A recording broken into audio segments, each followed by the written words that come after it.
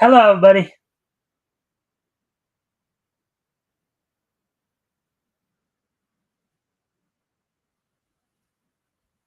Hello, buddy.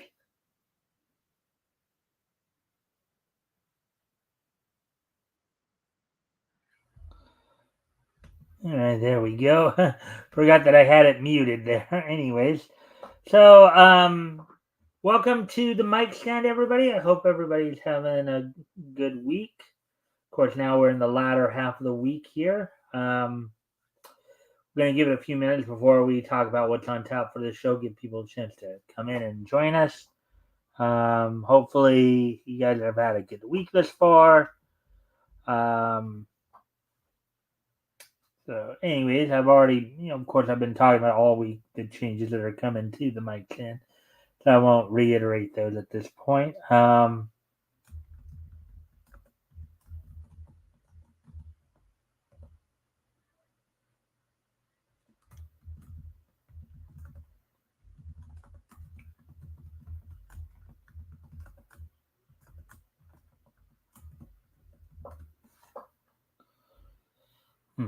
Anyways, so I do hope everybody's having a good gummy bears bouncing here and there and everywhere. Find adventure that's beyond compare. They are the gummy bears.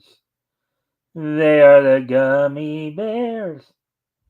Life is like a hurricane here in Duckburg. Race cars, lasers, aeroplane. It's a duck blur.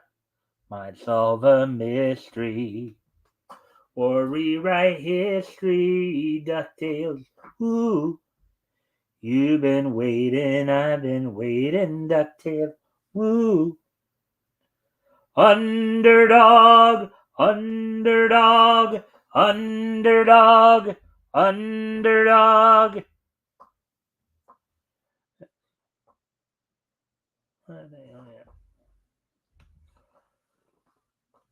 Hong Kong Fooey, number one guy. Hong Kong Fooey, quicker than the human eye. Chicken chong, chicken wah wah wah. Hong Kong Fooey, that's terrific. Yabba dab, yabba dab, yabba dabba do. The Bedrock Flintstone Kids. Yabba dab, yabba dab, yabba dabba doo doo. We are the Flintstone Kids. Bedrock, the Bedrock Flintstone Kids. Mm-hmm. All right. Okay, so now we're past the 3 minute mark. So, maybe do one more little thing here, and then we will.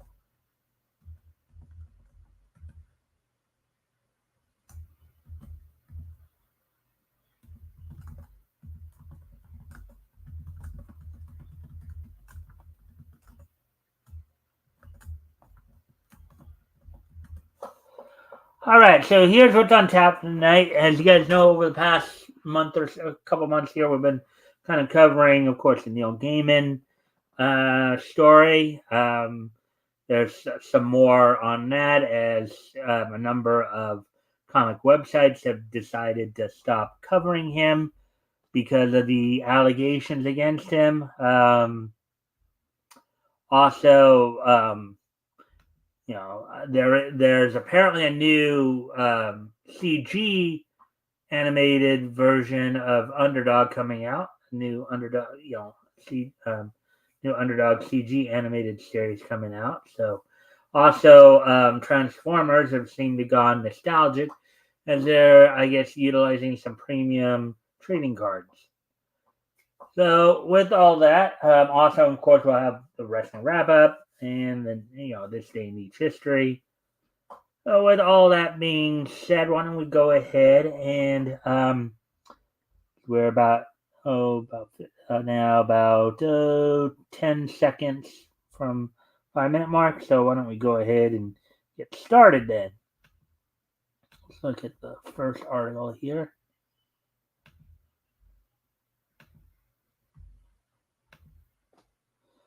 Alrighty then. So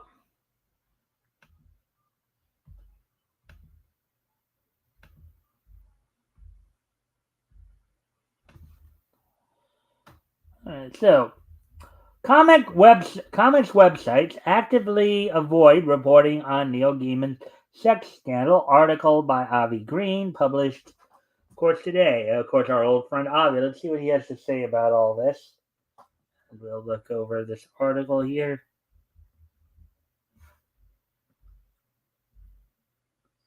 So, author Julie Bindel at Unheard addressed the issue of how mainstream press and entertainment industry were slow to respond to the sexual assault allegations made against the now disgraced Neil Gaiman, and just because he's now thankfully facing consequences in the court of public opinion and losing TV and film projects, along with any more possible book deals.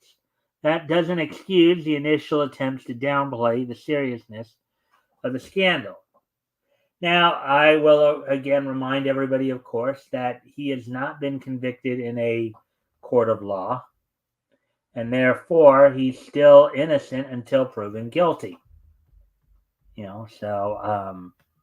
Granted, the things are serious, but let's, before we jump down his throat, some people I know may say he rightfully deserves it, but anyways, I do need to step away for a moment. I need to make a slight lighting adjustment here. I'll be right back, but I'll put some music on for you guys.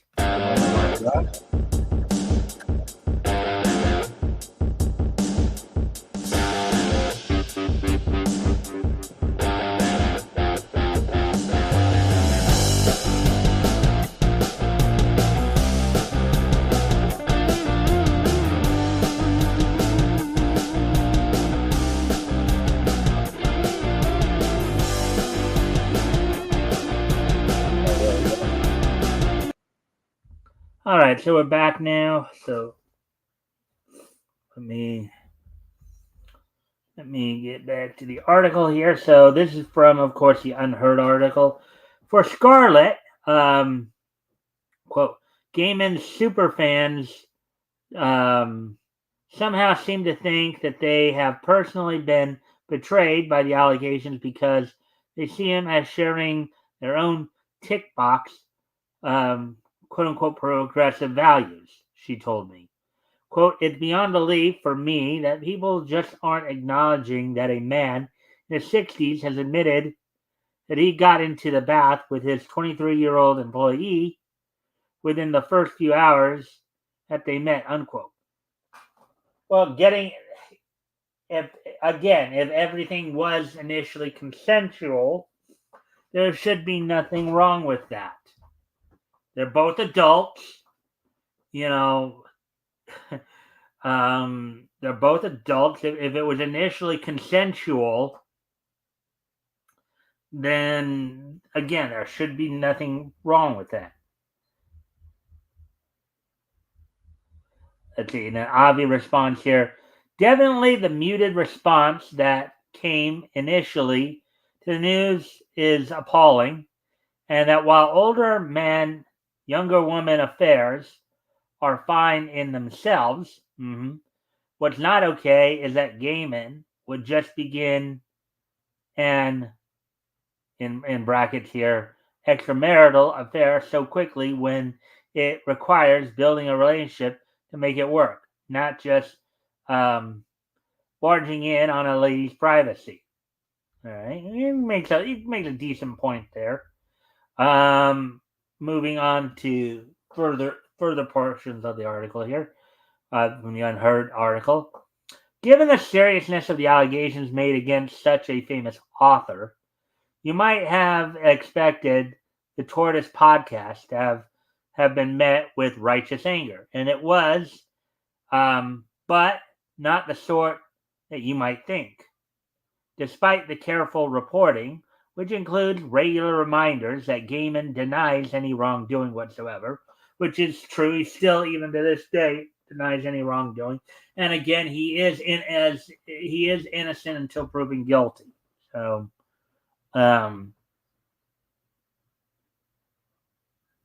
many of his fans have expressed their outrage at the podcast, claiming that Johnson is a, quote, right-wing turf, unquote, with an axe to grind. The podcast, they say, is an attempt by anti-trans activists to smear him. All right, I think that might be a slight stretch. I mean, okay, how does being quote unquote an anti-trans activist and pointing out that somebody's been accused of, and again, these are alleged accusations, accused of some seriously heinous stuff. How are those even interconnected? So just think about that, people. As Rachel Johnson tells me, quote, the trans activist leftist discrediting the podcast as in small case turf, and I believe that's short for astroturf. The idea that they're astroturfing basically, or they're pounding the pavement. In other words, fake grass. It's the idea of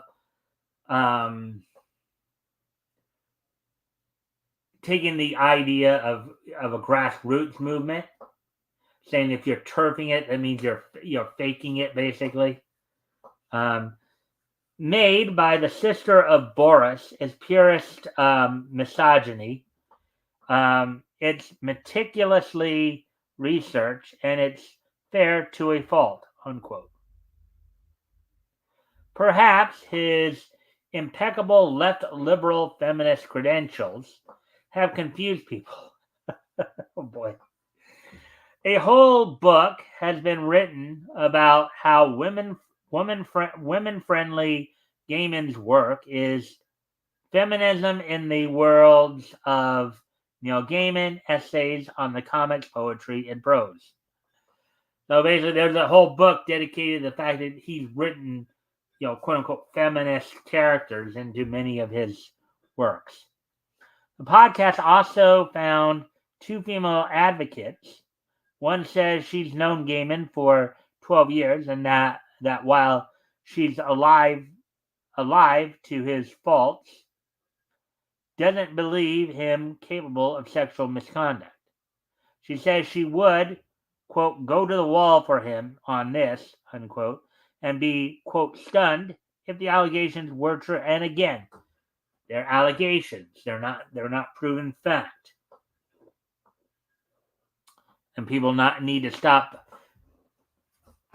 treating them as if they were proven fact. That's the whole problem with the whole Me Too movement and the listen and believe stuff, right?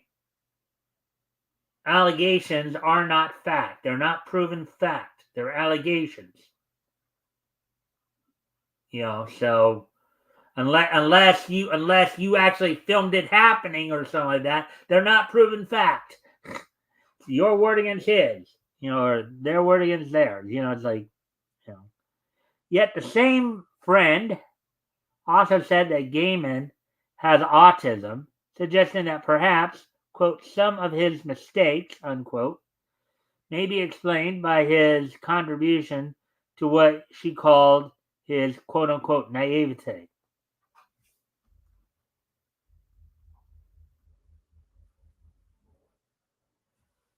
That she talks about, quote unquote, mistakes, nods, perhaps to the fact that these women are all in consensual relationships with,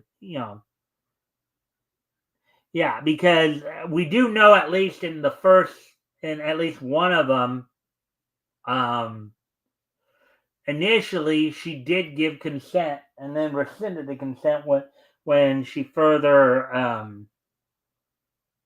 when they got further into what he was actually wanting to do.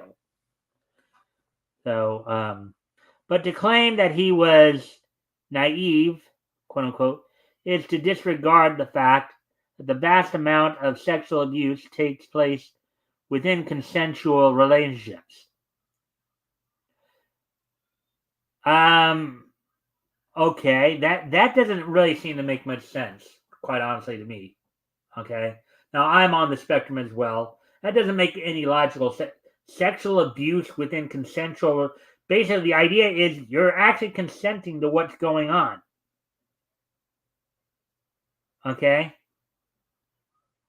If you're in a consensual relationship and then your partner starts to do something that you don't like and you say, no, don't do that, please stop, and they continue to do it, and then you don't continue, you don't either continue to tell them, no, I don't like that, or you don't break it off, then you're, in essence, you are giving implied consent.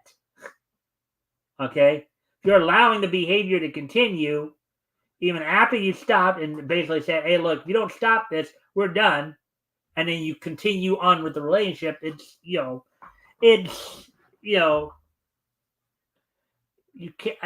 can't have your cake and eat it too, people. That just cannot, life doesn't work that way.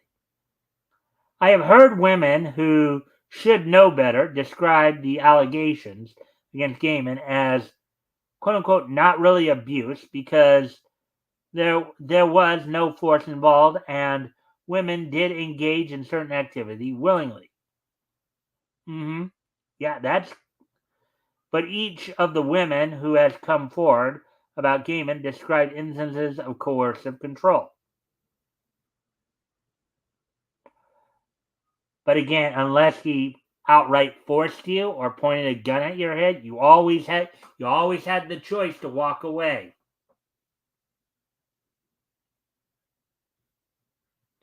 If you didn't like what was going on in the relationship, you always had the right to walk away. All right. So, granted, coercive control is a form of manipulation. It's not right. Okay, it's not right for him to engage in that behavior if that is what he did.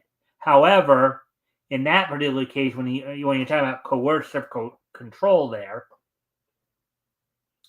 you're just as as the woman, you're just as, because you can walk away. You can walk away. Okay. Unless he's got a gun at your head and saying that if you don't comply, I'm going to put a bullet in your head or in your body somewhere that will prove lethal, you have the freedom to walk away from the situation. As I said, though, on his end, coercive control, if he did in fact use that, is wrong. And a reminder to everybody, of course, if you guys haven't already, you guys can help out by liking and sharing the stream, see if we can get some more friendly people to engage. That'd be appreciated. Also, if anything here grabs your attention, feel free to comment and or ask questions. I'll try to answer the questions best of my ability. Hey, good night, Spoon. See you there. Been missing you lately, my friend. I call to any disembodied spirits, to those lost and left. Are you watching Agatha? No, I'm not watching Agatha. If you're talking about that new show, Agatha, all along, I don't watch really a lot of newer stuff there. Good night, man. And anyways, back to okay. Now we have Avi here speaking. What was telling in earlier reports is that while a few of the relationships may have ostensibly been consensual, well, they say consensually here, but I think the word should be consensual. It was after they began that Gaiman started to cross red lines and subject them to offensive acts. And, that's what his apologies are clearly unwilling to consider. And again, the fact that you would, if you did not want to consent to those acts and yet you continued the relationship, you are kind of giving implied consent there.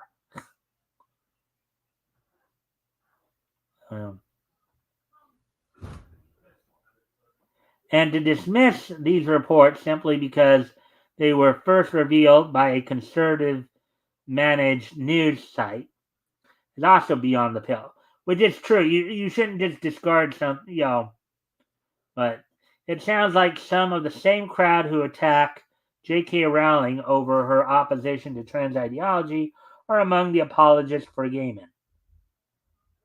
And I think that's Avi's way of trying to point out the hypocrisy in that community. But how did the big corporations who profit from gaming's work respond? And this is back to the Unheard article. While Disney and Netflix quietly paused their gaming adaptations, it took Amazon until last week to announce that filming on the final series of Good Omens had been halted due to the allegations. Quote, I may be cynical, unquote, Scarlett told me. Quote, but I don't imagine that Amazon or Disney paused production because they altruistically care about allegations of abuse. Okay. I doubt that, but press X'd down on that. But Amazon and Disney have likely suspended production because they are a business, and the only thing that drives a business is cost. This is about cash and not care. Unquote. All right, now back to Avi here on this. Let's see now.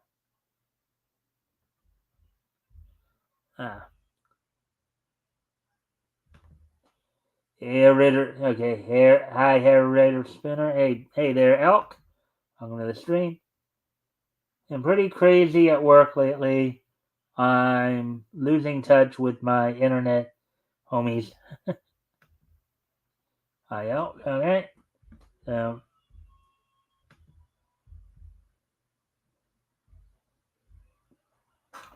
see, nothing's changed since the days of the Harvey Weinstein scandal and Me Too.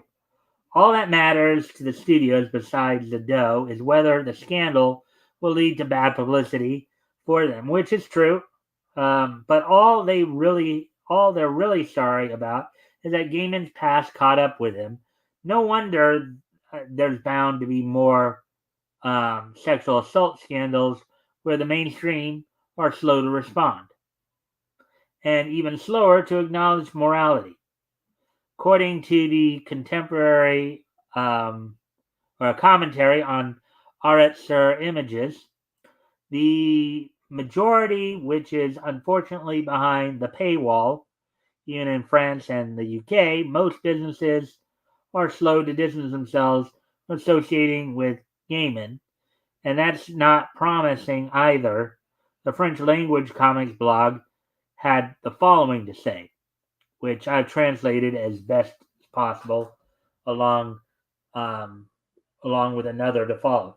And again, this is what they're talking about here. Of course, for those of you who came in a little late here, is how comics websites have stopped more or less covering, avoid covering the Neil Gaiman sex scandal.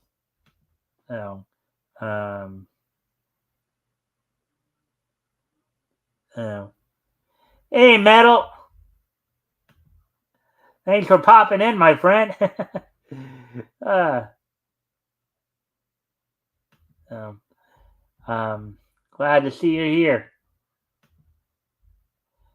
Okay, so since July 3rd, 2024, author Neil Gaiman has been at the center of particularly serious accusations concerning inappropriate sexual behavior and, more simply, sexual assault.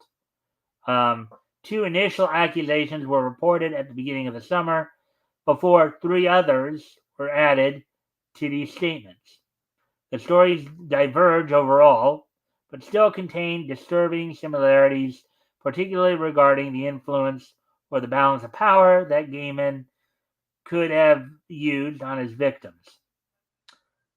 However, it is likely that you have not heard of these cases, and not only because we on the site took too long to write about them, but also because the revelations and questions were accompanied by a deafening silence from the major specialized press outlets or even the community of comic book authors. Now, and again, let me just remind everybody that of course, Um, Let me just remind everybody that these are allegations. He's not actually been convicted in a court of law of anything.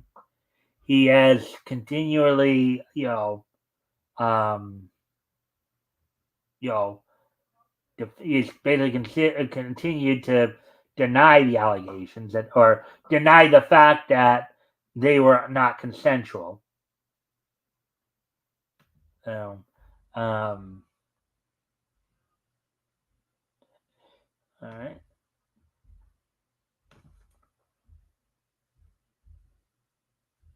So, should always take that into consideration. Let's see. And then here's Avi speaking again. Last time I looked, if there's one comics related site that still hadn't acknowledged the news, it's feminist run Comics Beat. The last item they posted about Gaiman was from at least a year ago in 2023, and nothing newer turns up in search engines so far. If they ever do bring up the subject, they're bound to continue being very superficial and avoid serious descriptions, recalling how they reported about the disgraced Dark Horse Comics editor Scott Alley. Towards the end of the French language post, it also says, this is back from the French language site. However, if the behaviors Neil Gaiman is accused of do not necessarily fall within the realm of criminal law, those who understand these testimonials as consistent series of facts will be able to attest to the recurring fact the author clearly took advantage of his celebrity status and possible relationship of domination, in parentheses, with employees who worked for him or fans, in parentheses, to obtain sexual relationships. Which, if he did in fact do that, that is scummy. All right. There is also another question at present, which remains to be elucidated. The role of Amanda Palmer. She was clearly aware of her ex-husband's actions towards other young women. In parentheses, remember the parentheses 14 on parentheses, or on on quote unquote 14 on parentheses. And according to Claire's testimony, she could even have pushed certain young women into the clutches of her partner.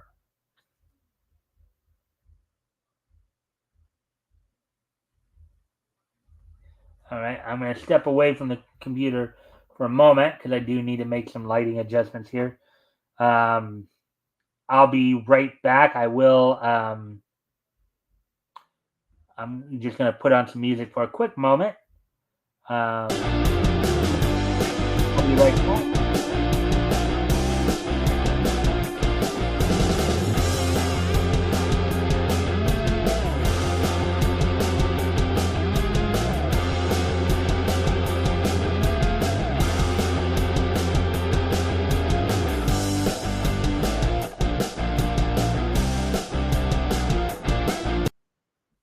All right, I had to make some lighting adjustments, but it's West Coast here, so and we're getting into fall here. Let me kind of, before I get back into the article here, let me at least get caught up on what you guys are saying here a little bit here.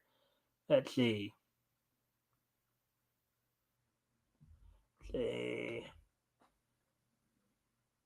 So yeah, that's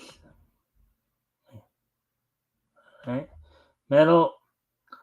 I'm fairly certain I wouldn't enjoy Acolyte even if it was good.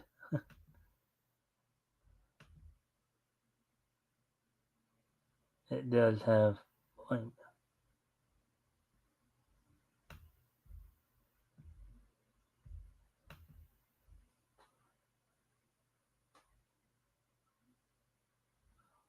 All right, let's see now.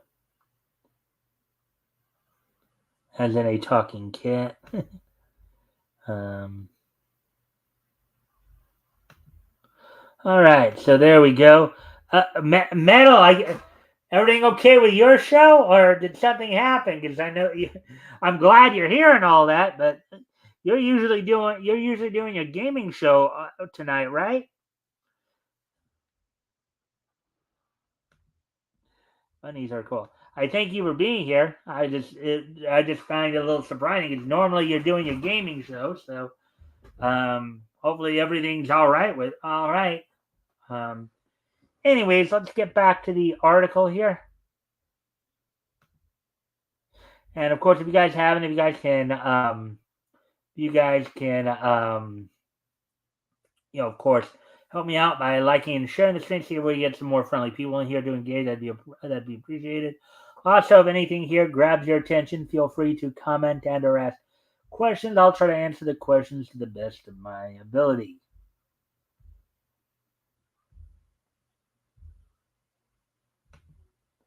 Let's see. I think I might have. So let's see.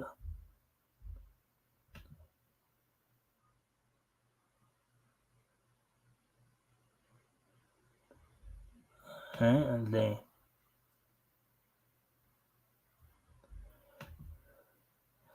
My computer is having issues. It won't stay on the Wi-Fi consistently.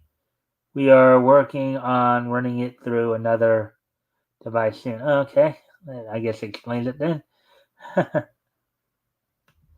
All right. So, anyways, let's get back to the.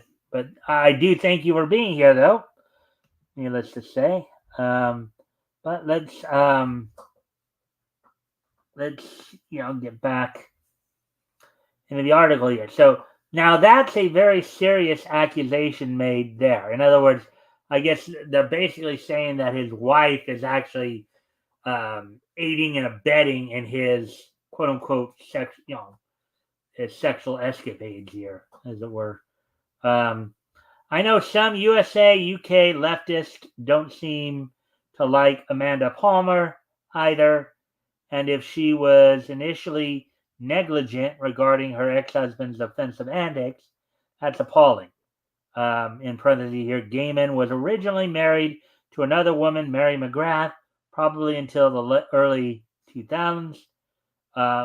One can only wonder if his behavior played a role in their breakup too. In parentheses, after the scandal, chances are he'll be single going forward for a long time. Actually, said the French language publisher of Gaiman's books, is also slow to move away from him. Well, I mean, the books still may be making money for him. Of course, they're going to be, and they were just saying though, unless it's going to ultimately cost them money or reputation, they're probably going to stand behind him. Till either they're proven that their faith in him is unfounded, or or it starts affecting the bottom line. When asked, Neil Gaiman's main French publisher, Au Diable Vauvert, shared its reaction to the accusations. Quote, stupefaction. Okay. We have no other information than the press, unquote. The publishing house had published some of the British author's greatest successes, including Good Omens, co-written with Terry Pratchett, translated by Patrick Marcel, Stardust, translated by Frédéric Le Boucher, American Gods, translated by Michel Pagel, and The Ocean at the End of the Lane, translated by Patrick Marcel. Like my French pronunciations there, people?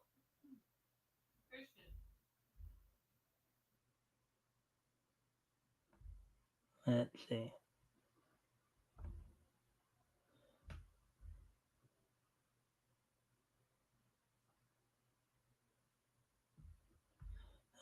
Let's see what you guys are. All right.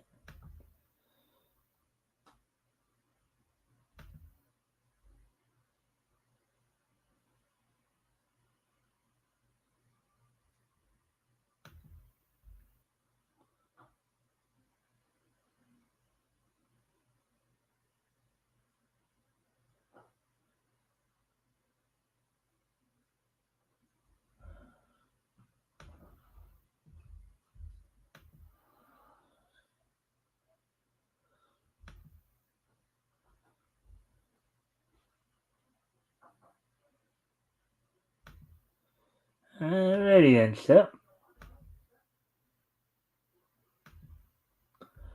All right, so continuing on with the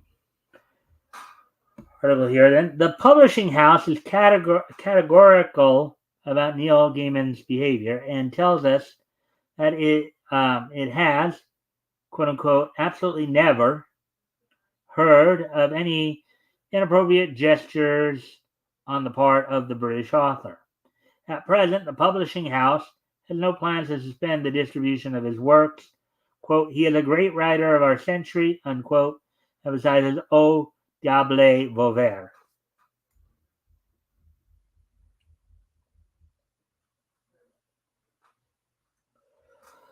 And then here's Avi's response to that. Well, that's an awfully stupid way to respond, considering several film studios and publishers overseas have already distanced themselves from Gaiman. Well, I kind of agree with the French people here in this case. Again, these are only allegations. It's not a proven fact. He hasn't been convicted in court of law. He hasn't, they haven't actually, allegations are not proven fact. Okay, so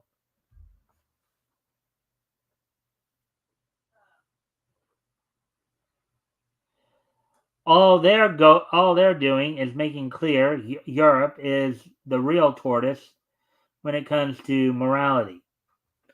I don't think in this case that's really the case here, and you know, Avi is actually starting to sound more like some of the same leftists that he decries in some respects here.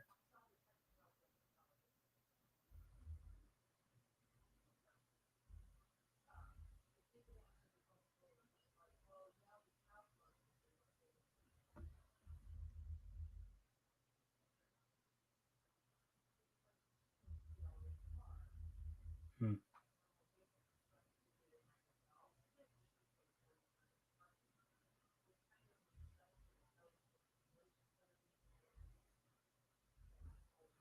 All right. So, anyways, so this is Avi speaking again. Then, since we're still on the topic, while Bleeding Cool finally got around to saying something on September 8th, but much like the aforementioned Comics Beat, their descriptions are very weak and ambiguous. This is from the Bleeding Cool article. A spokesperson for the production would not comment for DH's reporting in July. Let's see. In July, Tortoise Media released a podcast, Master the Allegations Against Neil Gaiman, which included sexual allegations against the author.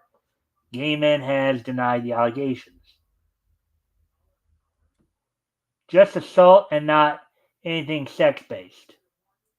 One could very well assume it was little more than a case of a schoolyard brawl. Well, this is hardly getting anywhere, and some of the commenters noticed it too. For example, going back to the article here, the allegations have serious traction that goes beyond the partisan shiftiness of Tortoise Media. I feel if BC, Bleeding Cool, didn't have breathless admiration for Gaiman, we'd have seen a number of articles detailing the accusations. The more this is ignored, on Bleeding Cool, the more they become part of the problem. I mean, the Ellis stuff isn't nearly so harrowing, and it got covered in depth. Let's see.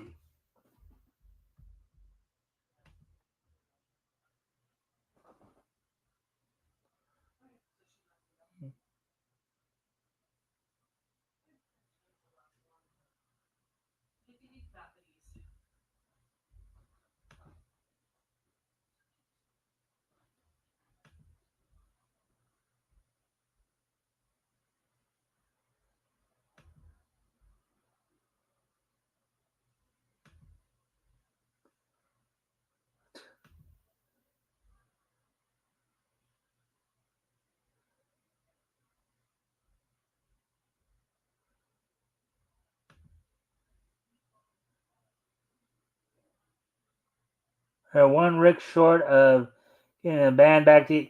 Yeah, Good Night Spin. I don't. The only problem is that Rick now, of course, has a job, and and even though I did put him back up to because he was originally scheduled to be on with me tomorrow night, he just started a new job, so he may not even be here tomorrow night, even though he's scheduled to be here. Um, so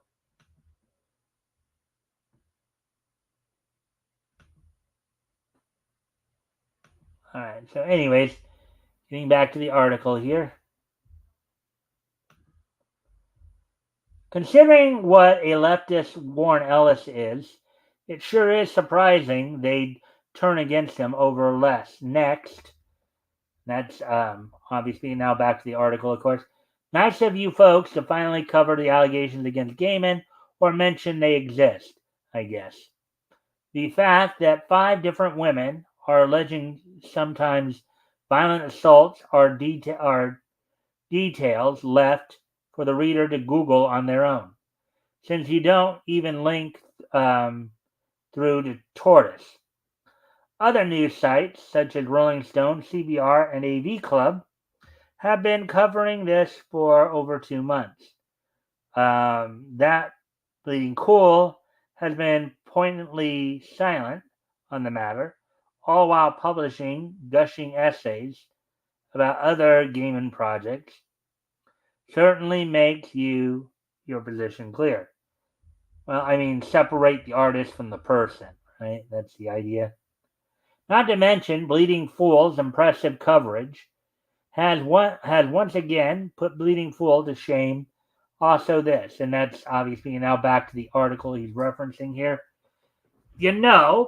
We put up with a lot here, and I don't just mean the barely functioning website littered with obtrusive advertisements, articles that haven't seen a spell checker, let alone an editor, and the constant padding of copied material that you have to literally hunt for the new information. I'm talking about the constant double standards, the lip service to trans people when covering Rowling's transphobia, whilst publishing constant articles that are basically advertisements for any and every Hogwarts branded item under the sun.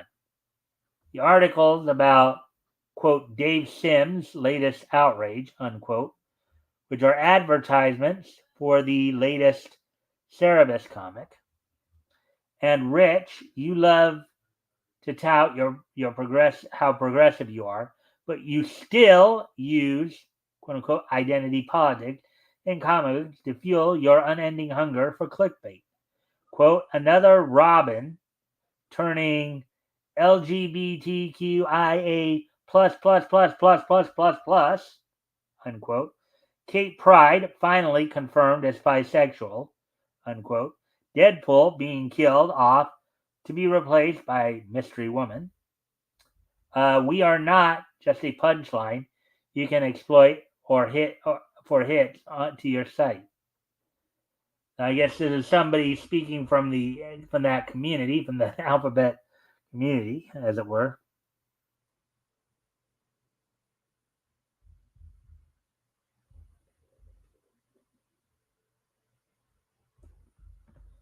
Mm-hmm.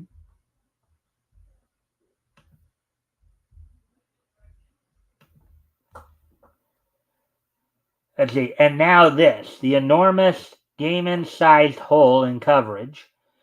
Yeah, we noticed. We've also noticed the continual coverage of Warren Ellis stuff taken straight from his newsletter. But you drop the allegation stuff in the final paragraph to cover your butts.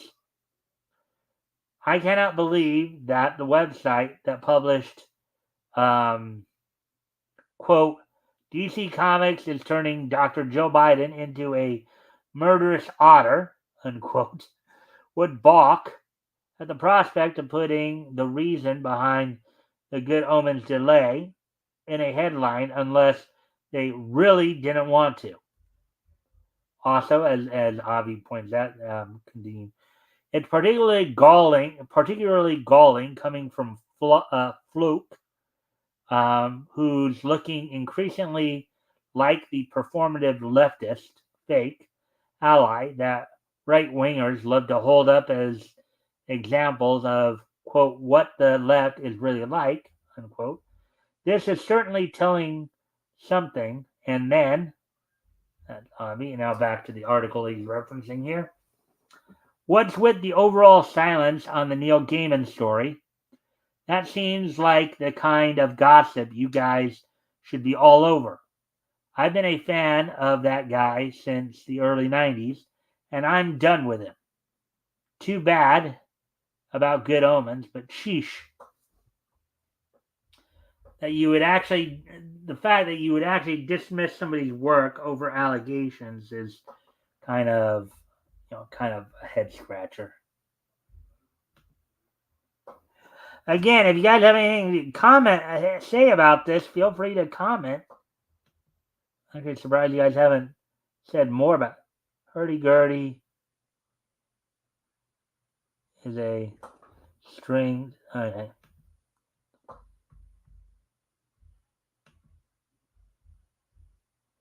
Let's hope, and this is Avi speaking now, I believe. Let's hope this means that people are beginning to see Bleeding Cool for what they are. Just a bunch of left-wing phonies. That's why, seriously, why trouble oneself with even clicking through to their site? If Johnston and company aren't altruistic.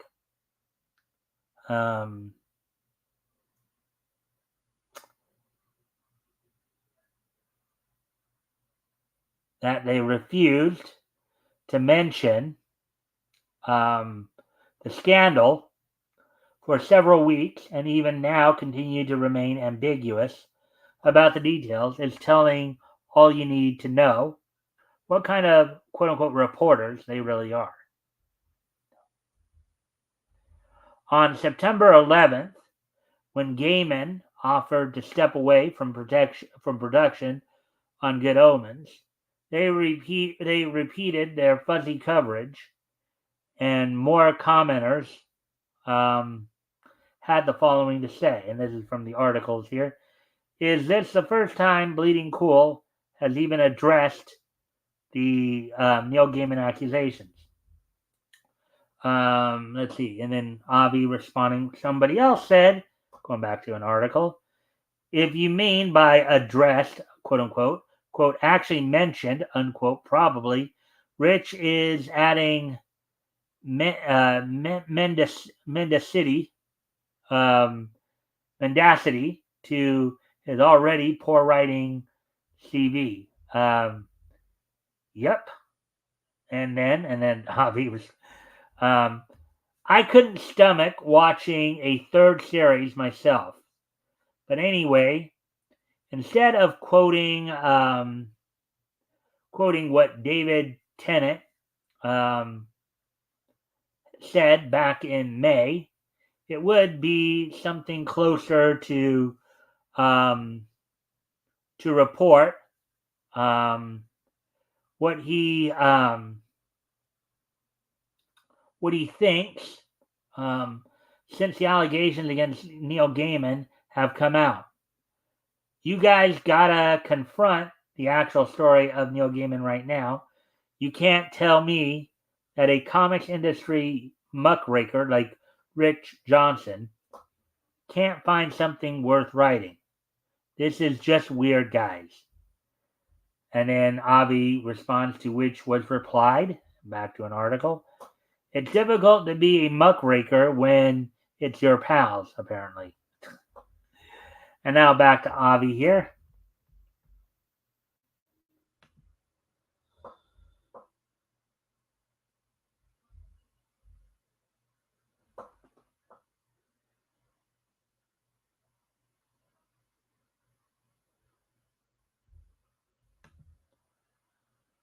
Probably why Rick said F the word. Oh boy.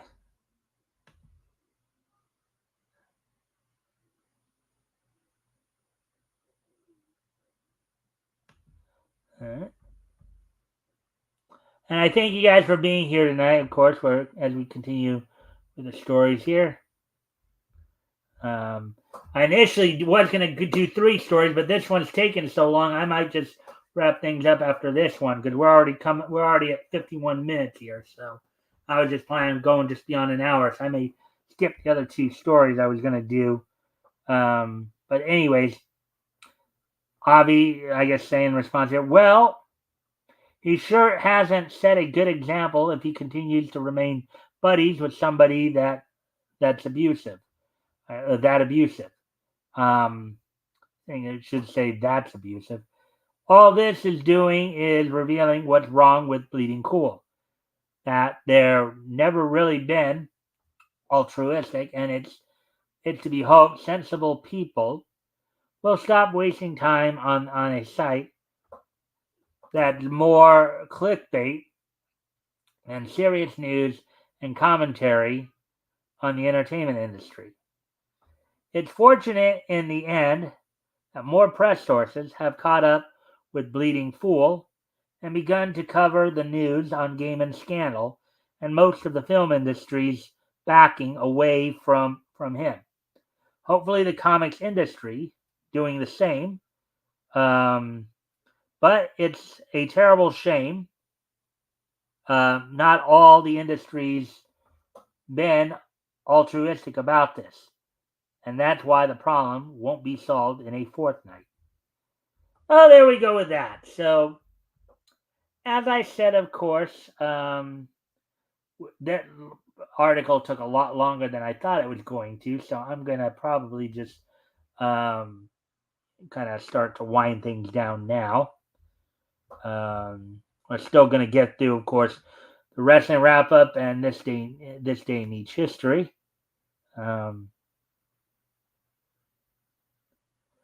I'm still upset they canceled the rest of the adaptation of Gaiman's American Gods.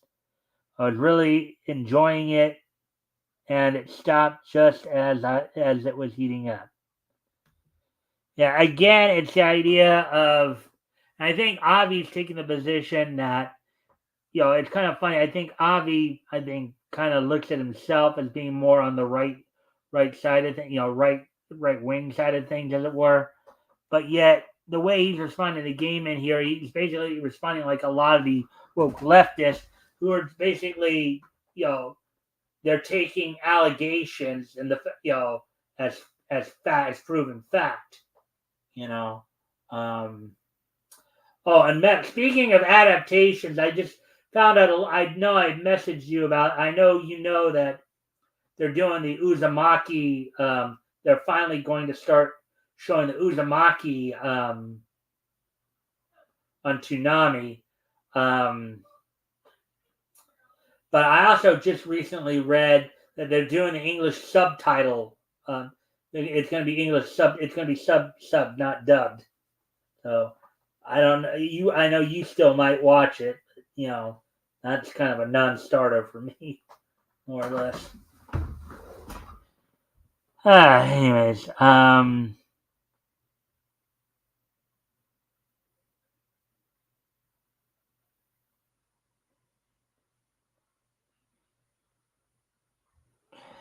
Anyways, so with that, let me move on to wrestling wrap up. As let's see, any newer. Um, there has been some talk about the possibility of another member of the Anoa'i family, possibly, of course, coming to WWE. She said maybe his niece might come in, but she also has not indicated she's shown any interest.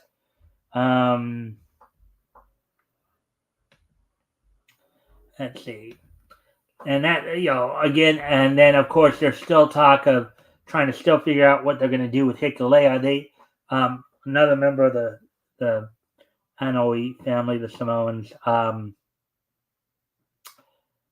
But let's see. Let's move on to AEW stuff, as it appears that that Dustin Rhodes' contract coming up soon. There's talk that he might join his brother in the WWE.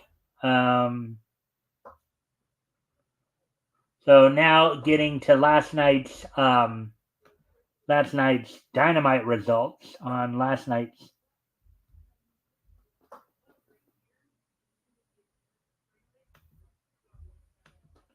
$31. What's 31 there?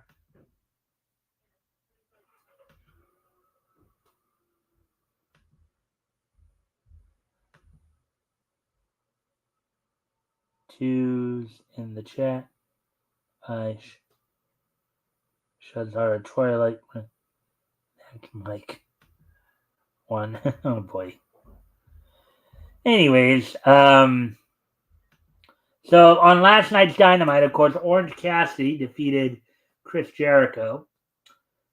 Hook, I guess, in preparation for his upcoming FTW title defense next Wednesday's Grand Slam edition of Dynamite, defeated JD Inc. in a non-title match in about 1 minute. I believe Roderick Strong, the guy he's defending the title against, doing commentary. Queen Aminata and Yuka Sakazaki defeated AEW Women's World Champion Mariah May and Serena Deeb in a tag team match via DQ. Ricochet, continuing his hot start in AEW, defeated the Beast Mortis. And the main event saw the Don Callis family of Kyle Fletcher and Konosuke Takeshita, along with AEW International Heavyweight Champion Will Ospreay, defeat the elite of Continental Champion Kazuchika Okada and the AEW World Tag Team Champions, the Young Bucks, Matthew and Nicholas Jackson.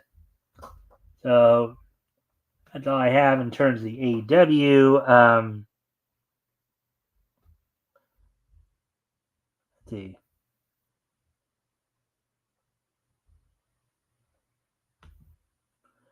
$31 is a hex code joke in response to GKS. Okay. Yeah, hexing people. That's not nice. Anyways, yeah. So now, looking ahead to tonight's Dynamite, or not Dynamite, but tonight's Impact. On tonight's Impact, the team of First Class, AJ Francis and Casey Navarro, will be taking on the team of Sinner and Saint, a tag team match of Judas Icarus and Travis Williams. Rhino will be taking on Matt Cardona in a match apparently for the TNA Knockout World Tag Team titles. The team of Spitfire of Daniel Luna and Jody Threat will be taking on Carly Bright and Kendall Gray. Mike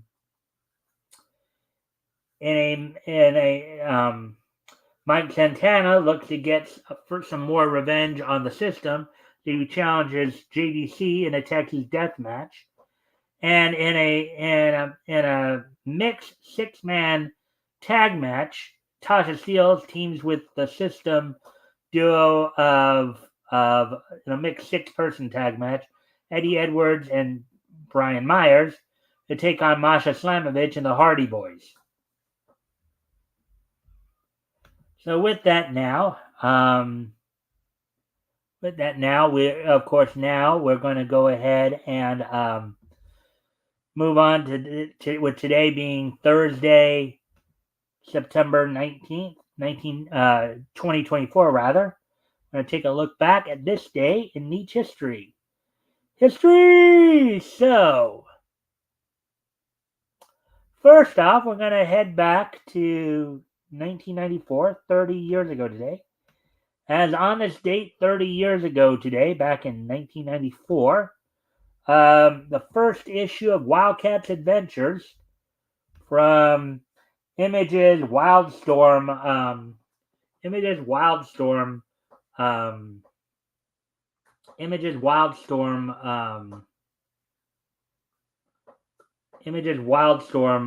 imprint. It sold for $250 and was 32 pages. Now getting ready to move on to the next piece of Nietzsche history here as we move ahead to 1999. As on this date in 1999, ECW held its Anarchy Rules pay-per-view from the Odeum Expo Center in Villa Park, Illinois. The main event saw Robin Van Dam successfully retain the ECW World Television title as he defended it against Balls Mahoney. Yes, there was a wrestler who called himself Balls, believe it or not. This was, of course, an Extreme Championship Wrestling. And of course, his finishing move was known as the Nutcracker Sweep. Also, in a match for the ECW World Tag Team Championships, Tommy Dreamer and Raven, Francine in their corner, retained the titles over Steve Corino and Rhino, Jack Victory in their corner, in a match for the ECW World Heavyweight Championship. Mike Awesome in a three-way dance match, which is an elimination type triple threat match. Mike Awesome did both Masato Tanaka and champion Taz to become the new champion. Just Incredible defeated Sabu in a one-on-one match. Another three-way match earlier in the night, Yoshihiro Tajiri defeated Super Crazy and Little Guido. And the show opened up with Lance Storm defeating Jerry Lynn. So on this date 25 years ago today, ECW held its Anarchy Rules event from the Odeum. What was it? the Odeum Expo Center in Villa Park, Illinois. So moving ahead to 2009, as on this date in 2009,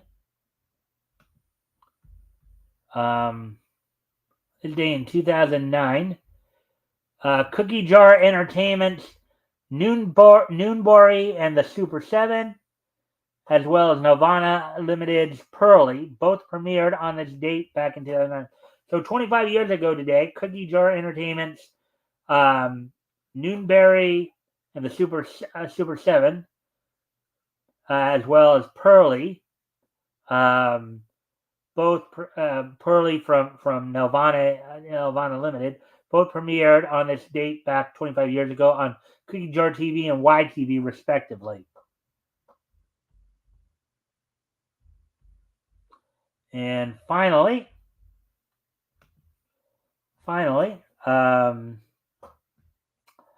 on this date, 2009 is just so nice that we're going to hit it twice. As also on this date in 2009, let's see, let me find it. Okay, Shogakukan-Shueisha Productions' Duel Masters Lunatic God Saga premiered in Japanese theaters on this date back in 2009. So 25 years ago today, or I'm sorry, 15 years ago today, rather. Um, Shogakukan-Shueisha Productions, Duel Masters Lunatic God Saga premiered in Japanese theaters on this date 15 years ago today. So with that, I do thank everyone for being here. Now, before I do wrap things up, and I know there's at least a couple of you guys who just, may not have heard. I will be making some changes, starting probably technically start the last, basically the last partial, starting the 27th of October, basically, culminating, basically going into effect in November. So as of the week starting Sunday, October 27th, is going to be the last panel show.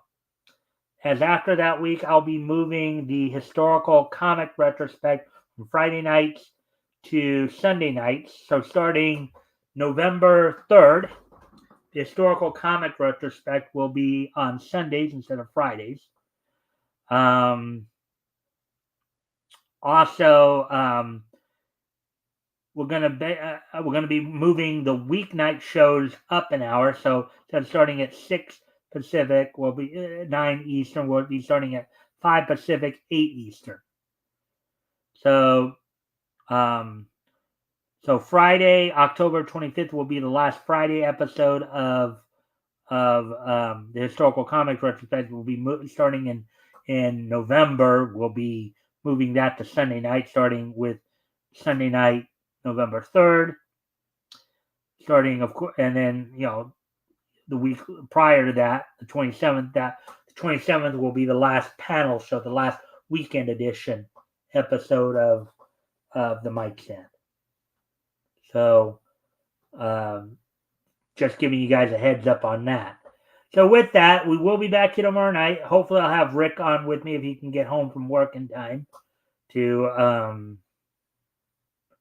hopefully, as tomorrow night we'll be continuing our look back through comics history, looking back through comics that went on sale in March of 1940, as we'll be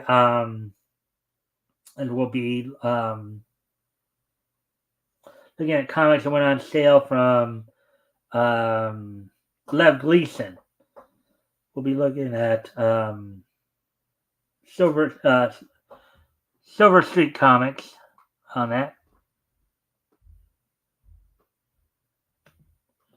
Cool, because I might have to make my show later due to local scheduling reasons, so we'll have less to possibly no overlap. Yeah, metal. I've been thinking about it for a while because what really started making part of the reason why I was hesitant. I was thinking about doing it 5 o'clock. My time, 8 Eastern, which would of course be 7 o'clock. I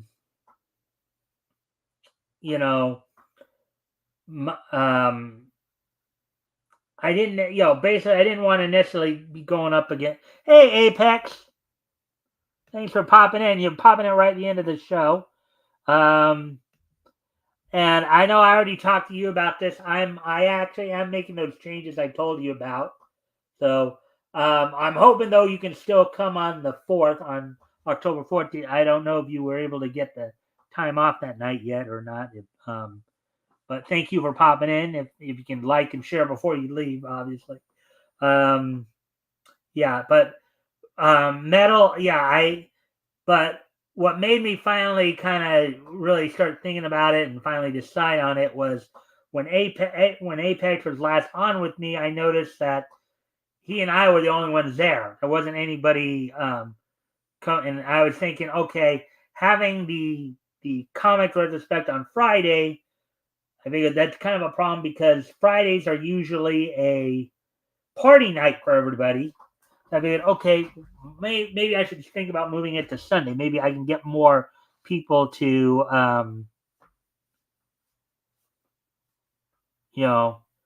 currently maybe we can get more people to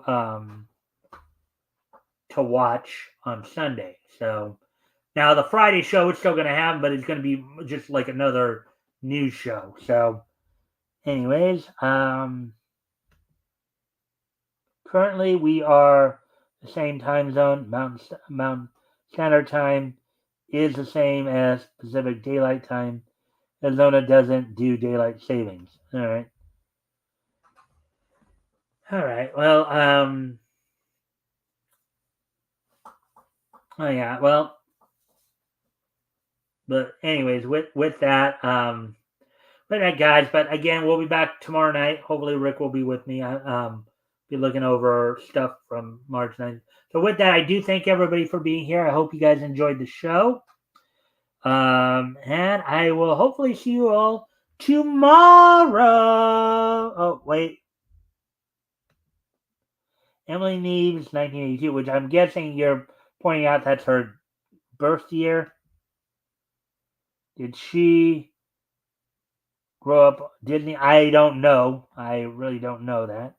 But anyways, with that, I thank you all for being here, and I hope to see everybody back here tomorrow.